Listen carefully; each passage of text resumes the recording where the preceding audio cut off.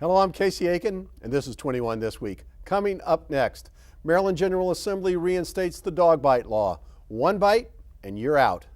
What to make of the Hobby Lobby case, an attack on women, or a statement about religious freedoms. And a few minutes with Montgomery County Executive Isiah Leggett. Our panel of insiders will give you the story behind the story. We're joined by political consultant Susan Heltemes, former Maryland State Senator Gene Rosser, Republican activist Robin Uncapher, and education activist Cynthia Rubenstein. Stay tuned for these stories and more on the next 21 This Week.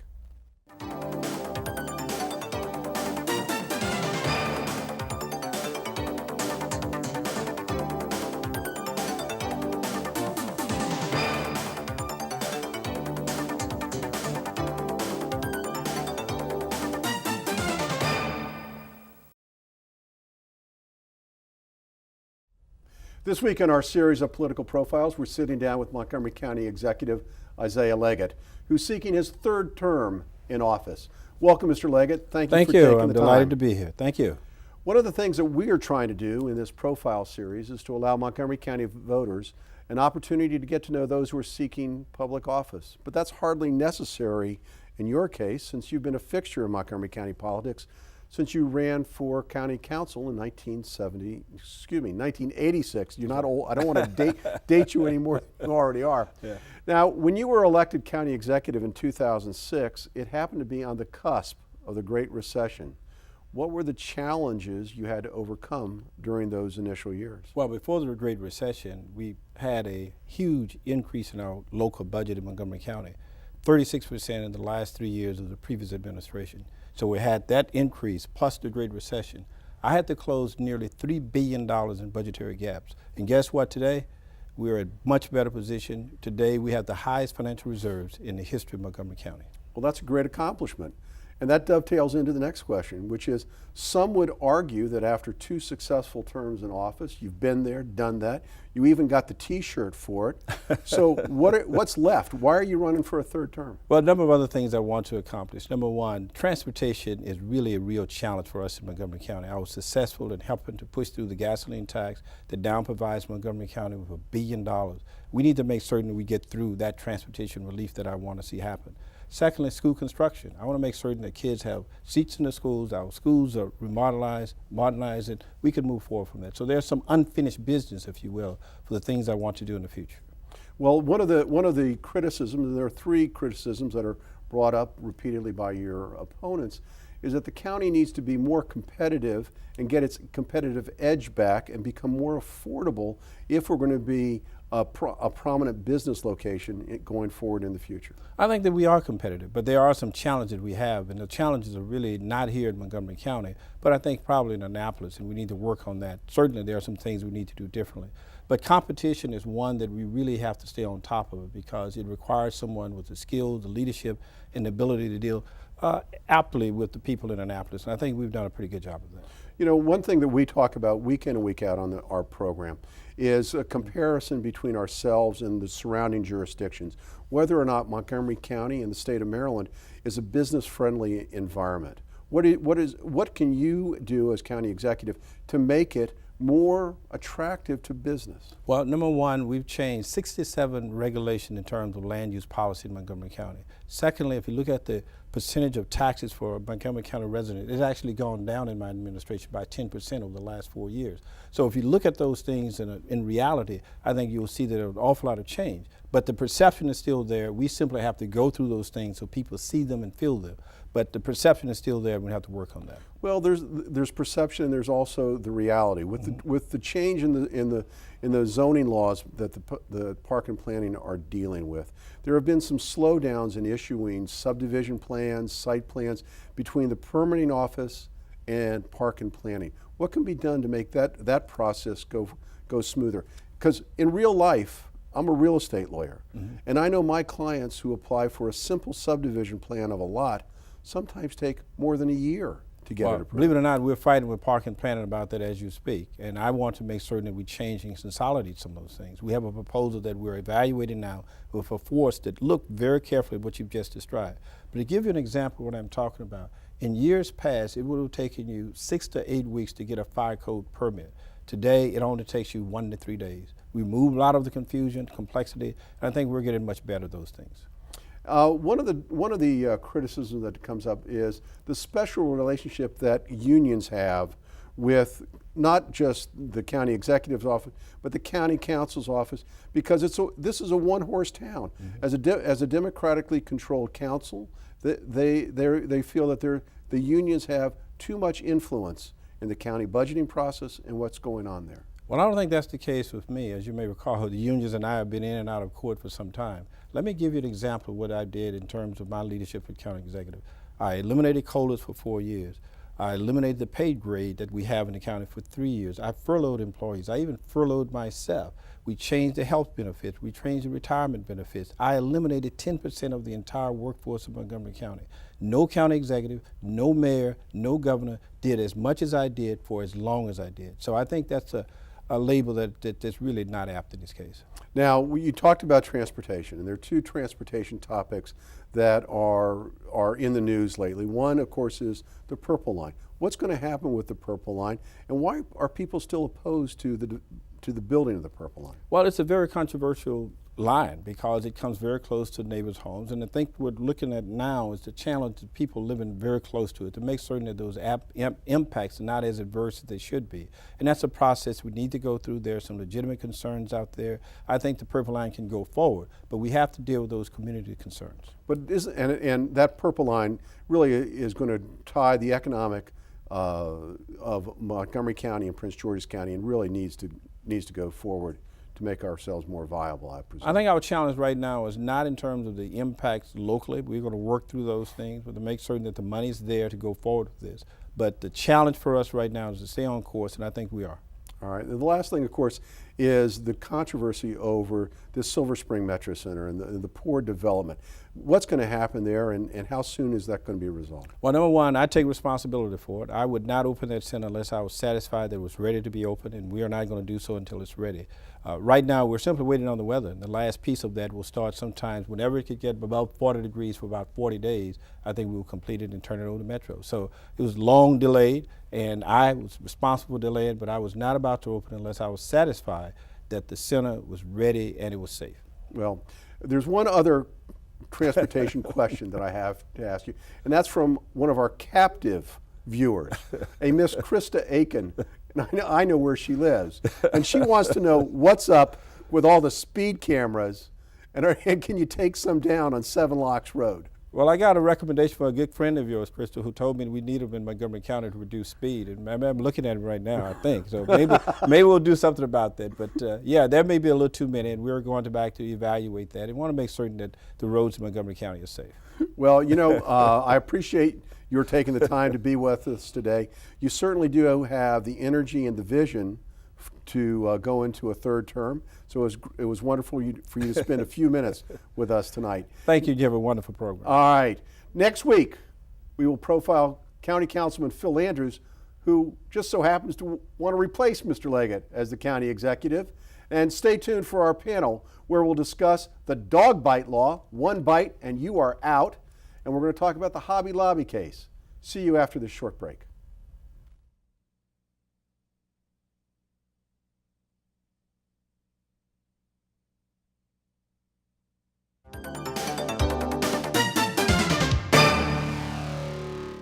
Welcome back. The old adage that dog bites man isn't news, but man biting dog, now that's news. And so for the past 2 years, the Maryland General Assembly has been struggling for an appropriate response to a decision by the Maryland Court of Appeals, which ruled that dog owners of pit bulls are liable if their dog bites someone, even if there's no evidence that their dog is a biter. A reversal not only of Maryland law, but of accepted law in general. The ripple effect of the Court of Appeals' sweeping decision was broad and difficult to reconcile. An effort in 2013 to solve the problem was a failure, and now the General Assembly has tried new legislation, which requires all dog owners to be held liable for a dog bite, even if the animal never bit anyone before, unless the owner can prove that the dog has been docile except for this one biting incident. Robin, is this an appropriate compromise, or will it just create a new exception to the one bite rule? Casey, I think in a way it is appropriate compromise, or maybe it's just an appropriate correction. There's no reason to believe that pit bulls are any more vicious than any other kind of dog. They are incredibly powerful breed. However, if a boxer bites you, I don't think you're a whole lot better off, or if a Doberman goes after you, or a German Shepherd. So it seems to me that if a dog bit me, the real question would be how much damage did he do? And yes, the owner has to be responsible. For just like if if I had a gun explode in my house and somebody got hurt, I'd be responsible. Now, if my little Maltipoo bit somebody, you say I'm going to have to be responsible? Well, it's not your child, Casey. It's your dog. He's 5 pounds. Do you watch Caesar Milan? Yeah, of course I do. And I watch QVC. Now, That's Gene. right. So be leader of the pack, Casey, and don't let him bite anybody. Okay. Gene, did the General Assembly get this right? Or is this really a situation where you've got bad law coming out of the Court of Appeals and the General Assembly has to clean up the mess? Well, first I want to say Chihuahuas, I noted, are one of the highest biting dogs. I was very surprised at that. I have a problem with this legislation in that there's a huge loophole in it. I agree with Robin. Owners should be responsible for their dogs. I happened to have a dog years ago that actually did like to take a nip out of men, okay? And so I'm glad that's all squared away as far as I'm concerned. But that loophole is pretty big, where the owner can prove that the dog has no previous record of biting. That I think just is a huge loophole. And I checked on the status of this legislation today, and the House bill has passed the House and is in the Senate committee. And the Senate bill went to the Rules Committee, which means it hasn't been released to a committee. So it looks to me like a week before session closes, which is a week from Monday, that this may not be among the bills that pass. Well, Gene, we'll have to wait and see and find out, because as you know the technicalities of the Maryland General Assembly much better than any of us, and we just have to sit and Wait and see. Wait and see. And hope. All right, now on to our next topic. This is one that affects all Americans, not just us here in Montgomery County. And as Americans, we sometimes take for granted the uniqueness of our system and our government and the significance of our founding and our quest for self-determination as free people. Of our cherished founding documents, the Declaration of Independence speaks to the importance of the laws of nature and of nature's God, which allows one people to institute a new government to organize ourselves. That principle became embodied in the Constitution of the United States, and in particular, the first 10 amendments to the Constitution, known as the Bill of Rights. Now, throughout our short history of our country, whenever a law of Congress appears to infringe on the protections afforded to the Constitution to the citizens, those matters are then decided by the Supreme Court. And that's where we are today. Before the Supreme Court, a conflict exists. The petitioners contend that certain requirements of the Affordable Care Act, a law designed to offer health care to most Americans, violates the First Amendment prohibition that Congress shall make no law respecting an establishment of religion or prohibiting the free exercise thereof. Now, respondents argue that individuals shouldn't be allowed to pick and choose which religious beliefs should be allowed to overrule laws that the rest of the public must follow. Susan, the first people who came to America from Europe were primarily those seeking the freedom to practice their faith, and that the reason freedom of religion is the first of all enumerated freedoms is because religious freedom is America's first freedom. What do you think? Well, I believe that some of my family that came from Germany came here because they wanted to practice their faith and start a new life, and as a result, the Wakescheids and Heltemes were Catholics. However, there is a difference between freedom of religion for a church and a company, and it all comes down, this whole thing is, should companies be forced to have insurance that provides counseling, birth control, etc. to women? That's what it's all about. If this were ED medication, I don't think we'd be discussing this. Well, it's really about abortion. Let's not No, kid each other. they don't It's even about want abortion. to pay for birth control. And so where do you stop there? I mean, will companies we got be able 6 minutes here. will companies be able to say, though, I don't want my employees to get a polio vaccine or HIV medication? You know, it's like, where do you stop? And when, as Alan Dershowitz said, if you go between women and their rights, you're going to lose, and I think they're going to lose. Well, there is a slippery slope, and there's a slippery slope on both sides, which is why these two cases are before the Supreme Court. Gene, Thomas Jefferson wrote that no provision in our Constitution ought to be dearer to man than that which protects the the rights of conscience against the enterprise of civil authority. And this dovetails in with Susan's point. Should a corporation be allowed to invoke the protection of the First Amendment, or is it just reserved for individuals? Well, in the first place, the two corporations involved, Hobby Lobby and Conestoga Wood Works, are privately held companies by very religious owners who have a real concern, and it's not a broad-brushed, what shall I say, women's rights issue. It's from what I understand, they do not mind contraception. It's just the abortion-related provisions that require companies, a privately owned company, to provide this benefit to their employees. And I think they've got a good point myself, that they should be, because of their religious beliefs, and one of these companies is owned by Mennonites. And the other one started out as a with their small family, and they treat their employees very well. They give them many benefits, but this infringes on their personal beliefs. And I think, as a privately held company, they have a point. Thank you, Gene. Let's see what the other panelists say. Robin, the 10th Circuit Court of Appeals in Hobby Lobby case ruled that if a corporation has the rights of political expression, as the Supreme Court ruled in the Citizens United case, then by extension, a corporation has the right to religious expression. What do you think? I've always found that to be a very weird contention, because corporations are not people. Having said that, people are people, and there are people who own this company. Now, anybody can be a corporation. I could incorporate tomorrow, and I could be called a corporation. So I've given this a lot of thought.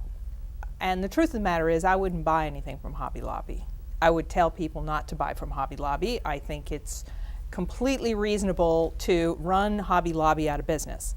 But I do think that they should have the right to offer the benefits that they feel comfortable offering to their employees as long as they can. It's just, because it is the religion of the people who own that company. I think it's horrendous, but I think that it's their right.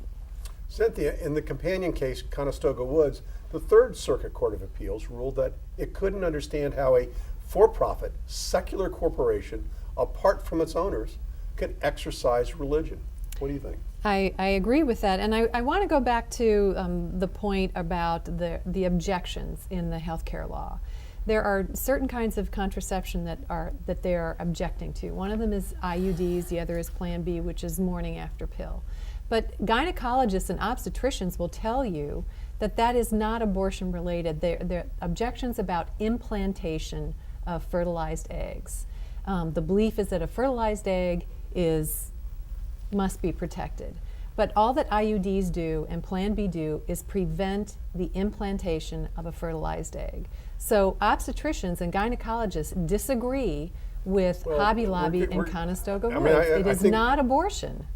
Well, but I think what we're really trying to focus in on is whether a corporation has the right to pick and choose a law to obey based on the consciousness, religious consciousness of the organization. Now, Susan, I want to ask you a question. If Hobby Lobby were not incorporated and it was a sole proprietorship and it was just the individuals who owned those businesses by themselves, would you have the same objection? Yes, I do, because I think, where do we stop and start with going along with what our federal laws are. I mean, soon we could become an anarchy. I don't feel like supporting gun control laws, so I'm not going to support that. I'm going to demand different rights with voting. I may not be a citizen, but I'm a corporation. No, we're talking about religious values and ethical values. I mean, we recognize the rights of individuals to be a conscientious objector, to not an go individual, not but not a company. And you don't have the right to put that onto your employees. If I were a female employee of Hobby Lobby, I guess I could quit. Why does that why does the government have the right to impose a view on the owners of the business, on a private individual who owns a business? Well, because that is the law, and we have a structured government. We are not an anarchy, and there are all sorts of laws that come down and affect us in many different ways.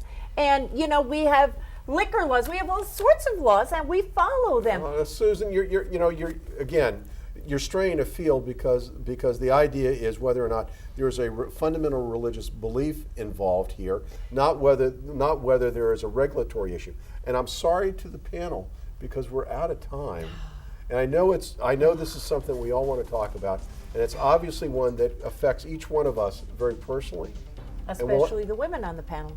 It affects all of us. Yes, and that includes me. And I support the. So stay tuned for parting shots when we come back from this short break.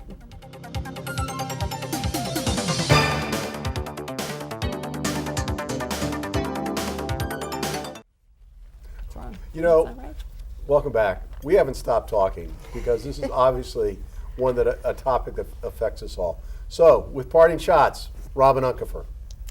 Okay, I got my mail day before yesterday, and a really sad thing was in the mail, which is that the last Stone Ridge book sale is going to be held in April, and there will be no more Stone Ridge book sales.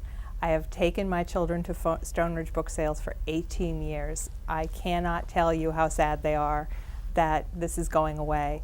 I know that it had to go away because of they're probably just not getting as many books.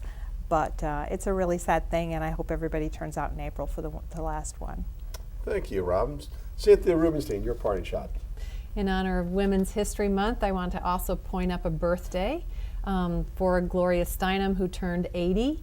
And I want to share, I know, and doesn't she look great at 80? I hope do so well. Anyway, I want to share one of my favorite quotes from her, and I hope I can say this on 21 This Week, which is, "The truth will set you free, but first it will piss you off." And that's Gloria Steinem.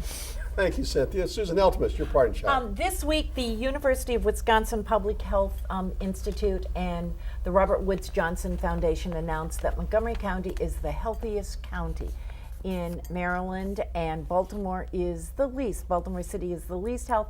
It has to do with education, smoking, access to fresh foods. Congratulations, Montgomery County, again. And thank you, Susan. And Jean, you don't have much time. Okay, I got two quick shout outs. One is to a couple, Ann and Ramon Martinez, who are leaving Potomac after 53 years of residency.